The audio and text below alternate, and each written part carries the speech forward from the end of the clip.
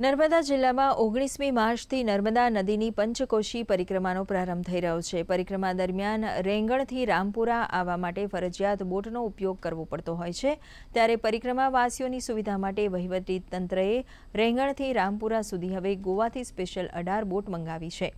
ચૈત્ર માસમાં ગરમી વધારે હોય ત્યારે આવા ભાવિકોને ગરમી ન લાગે તે માટે સ્પેશિયલ ગોવાથી શેડવાળી બોટ મંગાવવામાં આવી છે।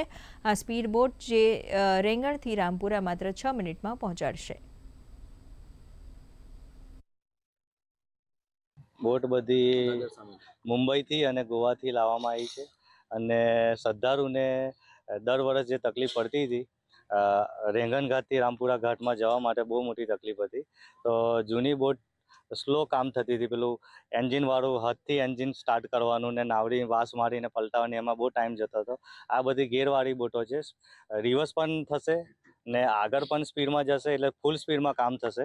અને જે ગયા વર્ષે જે બોટો હતી એમાં એક સાથે 20 શ્રદ્ધાળુ પસાર થતા હતા, હવે આ બોટમાં 50 થી 60 શ્રદ્ધાળુ એક સાથે એક બોટમાં જશે, તો બહુ સ્પીડમાં કામ થશે। બોટોમાં એક કામ કરીશું અમે, જે બોટોમાં સુવિધા સ્થાનિકને તકલીફ શ્રદ્ધાઓને કોઈ તકલીફ ના પડે એવી સુવિધા અમે આપીશું બોટમાં, એના થકી અમારે રોજગારી જે છે અમને મળી શકે।